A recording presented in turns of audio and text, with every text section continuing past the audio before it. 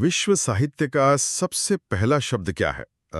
अगर हम इतिहास के पन्नों को थोड़ा पीछे पलटते जाएं। उस समय तक जब मानव सभ्यता ने अपने विचारों को एक व्यवस्थित रूप देना बस शुरू ही किया था। बिल्कुल।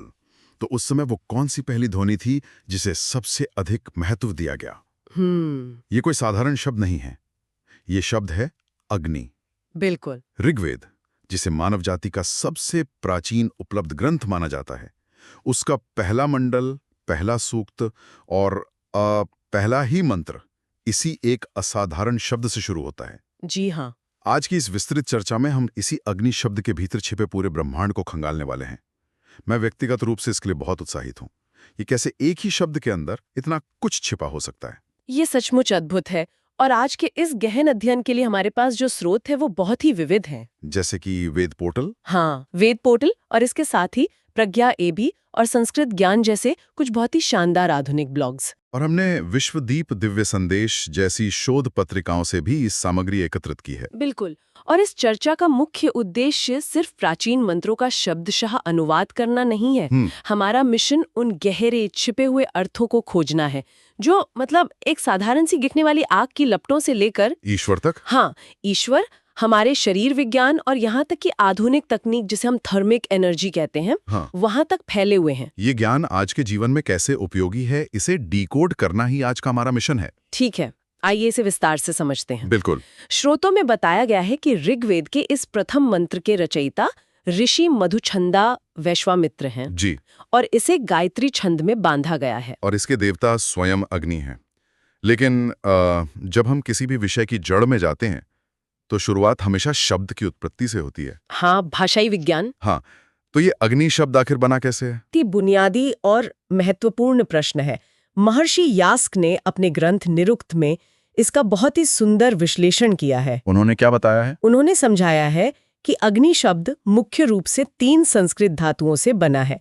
पहली धातु है अज। अज मतलब प्रकाश करना। हाँ, प्रकाश करना या अंधकार दूर करना। दूसरी धातु है दह, यानी जलाना या भस्म करना। बिल्कुल।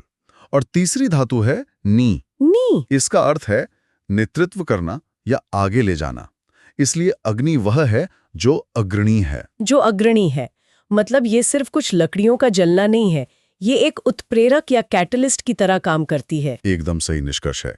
जो प्रकाश भी दे, चीजों को परिवर्तित भी करे और पूरे सिस्टम का नेतृत्व करे। और स्रोतों में स्वामी दयानंद सरस्वती जी के भाष्य का भी जिक्र है। हाँ, उन्होंने बहुत गहराई से श्लेषालंकार की बात की है। श्लेषालंकार मतलब एक ही शब्द से कई अर्थों का चिपका होना। जी। वेदों में अग्नि शब्द के 2 बिल्कुल अलग स्तर के अर्थ हैं। पहला है परमेश्वर और दूसरा है भौतिक अग्नि। ये थोड़ा विरोधाभास नहीं लगता? मतलब एक तरफ सर्वव्यापी ईश्वर और दूसरी तरफ चूल्हे की आग। अगर हम गहराई में जाएं तो ये विरोधाभास नहीं है।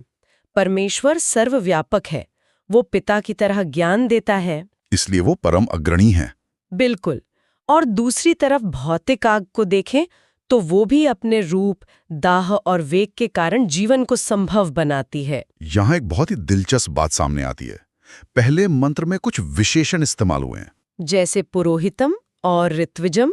हाँ, और एक विशेषण जो सबसे ज्यादा ध्यान खींचता है वो है रत्न धातमम, जिसका अर्थ है रत्नों को धारण करने वाला। अब सामान्य रूप से कोई भी सोच सकता है कि आग भला हमें कौन से हीरे जवाहरात दे सकती है। ये उलझन बहुत ही स्वाभाविक है, लेकिन हरिशरण सिद्धांतालंकार जी के भाष्य के अनुसार यहाँ रत्न का मतलब भौतिक संपदा नहीं है। तो फिर ये रत्न क्या हैं? मानव शरीर की 7 धातुएं। 7 धातुएं मतलब रस, रक्त, मांस, मेद, अस्थि, मज्जा और वीर्य। बिल्कुल। ये सुनने वालों के लिए एक बड़ा आहा मोमेंट हो सकता है। ये जठराग्नि या पाचन अग्नि ही है जो इन शारीरिक रत्नों का निर्माण और पोषण करती है। ये तो चीजों को देखने का पूरा ढंग ही बदल देता है। हाँ, हम कीमती चीजों को बाहर खोजते हैं जबकि सबसे कीमती रचना हमारे भीतर चल रही है। और वो भी इसी अग्नि के कारण। इसी के साथ चौथे मंत्र में एक और शब्द आता है अध्वरम। हाँ, ये बहुत ही महत्वपूर्ण है। यहाँ सबसे आकर्षक बात यह है कि इसका अर्थ हिंसा से रहित यज्ञ बताया गया है। बिल्कुल। लेकिन इतिहास की कई किताबों में तो ये पढ़ने को मिलता है कि वैदिक यज्ञों में पशु बलि दी जाती थी। ये एक बहुत बड़ी ऐतिहासिक गलतफहमी है जिसे ये शब्द अध्वरम दूर करता है। कैसे? भाषाई तौर पर देखें तो ध्वर का अर्थ होता है हिंसा करना, और उसके आगे अ लग जाने से वो अहिंसक हो गया। मतलब सच्चा यज्ञ हमेशा शांतिपूर्ण और कल्याणकारी कर्म है। तो फिर पशु बलि की बात कहाँ से आई? असल में वेदों में ज्ञानेंद्रियों या ऊर्जा को प्रतीकात्मक रूप से अश्व या गौ कहा गया। और बाद में लोगों ने उसका शाब्दिक अर्थ निकालकर जानवरों से जोड़ दिया। एकदम सही। लेकिन ये अध्वरम शब्द स्थापित करता है कि मूल वैदिक दर्शन में यज्ञ एक निस्वार्थ और अहिंसक प्रक्रिया है। ये स्पष्टीकरण बहुत जरूरी था। अब प्रतीकों की बात हो ही रही है तो अग्निदेव का जो पौराणिक और दृश्य स्वरूप स्रोतों में है वो बहुत ही भव्य है। हाँ, उनका रंग जपा पुष्प यानी गुड़हल के फूल के समान लाल बताया गया है। जी।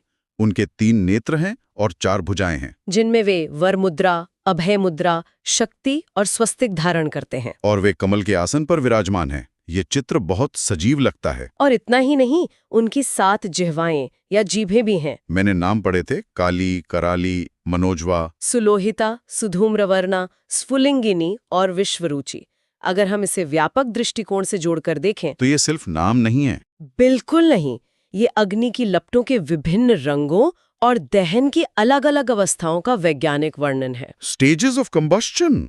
और उनका परिवार, पत्नी का नाम स्वाहा है और 3 पुत्र हैं, पावक, पवमान और शुचि, जो 3 प्रकार की अग्नियों के प्रतीक हैं। और 49 पौत्र। हाँ, 49 पोते, जो असल में वायु के 49 प्रकार हैं। और अग्नि और वायु के मिलने से जो ऊर्जा तरंगे बनती हैं। बिल्कुल, अग्नि देवताओं और मनुष्यों के बीच का दूत है। तो इस सब का असल मतलब क्या है? आधुनिक विज्ञान और तकनीक से ये सब कैसे जुड़ता है? ये सबसे रोमांचक हिस्सा है। स्वामी दयानंद सरस्वती और शतपथ ब्राह्मण के संदर्भों में अग्नि को बार बार वृष यानी बैल या अश्व यानी घोड़ा कहा गया है। घोड़ा, ये सुनते ही हॉर्स पावर याद आता है। एकदम सटीक। ये प्राचीन अश्व विद्या का संकेत है, गमन का विज्ञान, जिसे आज हम प्रोपल्शन तकनीक कहते हैं। बिल्कुल। अग्नि वो थर्मिक एनर्जी है जो विमानों और यानों को चलाने वाले इंजनों का मुख्य कारण है। मतलब प्राचीन शिल्पी इसी भौतिक अग्नि का उपयोग करके यंत्रों को गति देते थे। जी। और स्रोतों में कुछ विशेषण बहुत वैज्ञानिक हैं, जैसे धूमकेतु, जिसका धुआं ही उसकी ध्वजा है, दहन और ऊर्जा का सीधा सूचक। और एक है कविक्रतु, जो अतीत और भविष्य के कर्मों को जानता है। ये ऊर्जा के शाश्वत स्वरूप को दर्शाता है। ऊर्जा कभी नष्ट नहीं होती, सिर्फ रूप बदलती है। थर्मोडायनामिक्स का नियम। क्या बात है। अगर हम इस पूरी चर्चा का सार निकालें तो अग्नि विश्व का पहला आविष्कार था। और इसका प्रथम प्रयोग भारत में हुआ। ये केवल अनुष्ठानों की आग नहीं है, ये हमारे शरीर की ऊर्जा है, विमानों को उड़ाने वाली थर्मिक एनर्जी है। और अज्ञान के अंधकार को मिटाने वाला प्रकाश है। बिल्कुल। इससे एक बहुत ही महत्वपूर्ण सवाल खड़ा होता है। जी बताइए। स्रोतों में स्पष्ट रूप से बताया गया है कि अग्नि एक महान शोधक यानी प्यूरिफायर है। भविष्य या ईंधन को ग्रहण करके प्रकाश और ऊर्जा में बदल देती है। और अग्नि हमारे भीतर की चेतना की भी पुरोहित है। सही बात है। तो सोचने वाली बात यह है, दैनिक जीवन में विचारों और सूचनाओं के रूप में कौन सी आहुति इस आंतरिक अग्नि में डाली जा रही है? ये बहुत ही गहरा प्रश्न है। क्या वो आहुति ऐसा ज्ञान बन रही है जो जीवन को रोशन करे, या फिर वो सिर्फ ऐसा धुआं पैदा कर रही है जो विचारों को और अधिक धुंधला कर दे? बिल्कुल। श्रोताओं को इस विचार के साथ गहराई से मनन करना चाहिए। सचमुच ये एक ऐसा प्रश्न है जो आधुनिक युग में और भी प्रासंगिक हो जाता है। इसी विचारोत्तेजक प्रश्न के साथ आज की इस विस्तृत चर्चा को हम यहीं विराम देते हैं। ज्ञान का ये सफर आगे भी जारी रहेगा।